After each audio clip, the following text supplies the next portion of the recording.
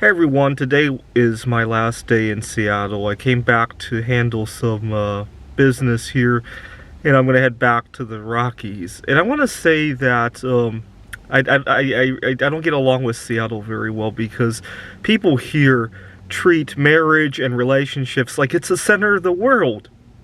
I was just thinking about a time when I was living in an apartment in Bellevue, and one of my roommates spent about a week crying over breaking up with his girlfriend. At the time, I was getting ready to get married, and I was very sad about the last months or maybe a year of my single life. And I didn't feel a need to cry over it. And besides, nobody wanted to listen to me cry over it. And my roommate breaks up with his girlfriend, and he cries for like a week.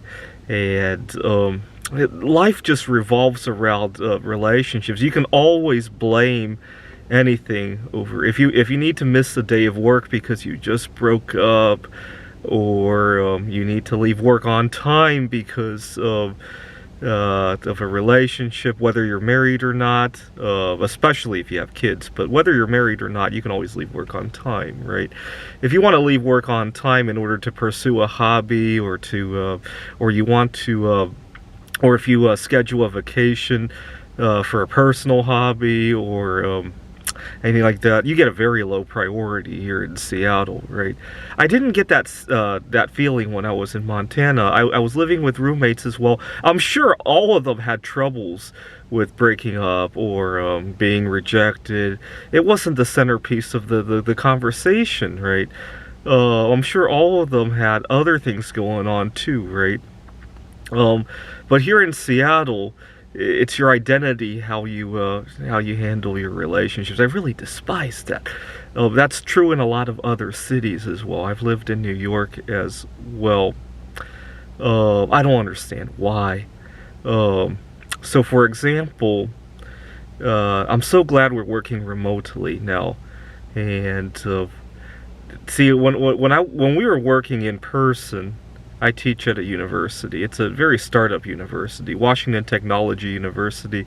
If you're curious, my coworkers and I, when we would schedule our vacations, see, my coworkers were often going out with their family, sometimes to another city, maybe Las Vegas.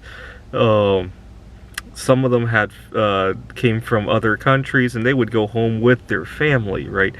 And I would be going to a computer Olympiad conference. I just get the lowest priority in the world, right? Well, is there something on the conference you can handle remotely? Or do you think you can get out a little bit earlier so you can come back and fill this shift? That's the kind of attitude I have, that people have on me, right? Just the lowest priority in the world. A few years ago, I was working at a tech giant, and my coworker explained to me that we could transfer our vacation days from one employee to another. She wanted me to give her some vacation. She didn't say it out loud, right? But she wanted, she was 3 months pregnant at the time, and she wanted to spend time with her baby, right? And I think the reason she asked me is because she thought that I didn't have anything better to do, right? It's only a few days, you know, you can come home early from your conference, you know, you don't need to, you know, Andrew, you don't need to go to Gdansk Bay for 2 weeks. You don't need to go to go bowling. You know, that's probably what she thinks of me, right? I need to see my baby a lot more than you need to do those things. I know she didn't say it out loud. She didn't even ask me for any of the vacation days out loud. But in her mind, that's probably what's circulating through her mind, right? I ended up giving her half a day, but I was pretty upset about that, and it left a bad taste in my mouth. So, see, had it gone the other way around, I don't think it would have worked very well, right? Imagine I had gone up to my pregnant coworker and I had said, congratulations, and I said that, you know, one day I'd like to meet somebody and to have a baby as well. Why don't you give me some vacation time so I can go to Gdansk Bay or Taiwan to meet somebody and someday have a child? See, that direction doesn't go very well.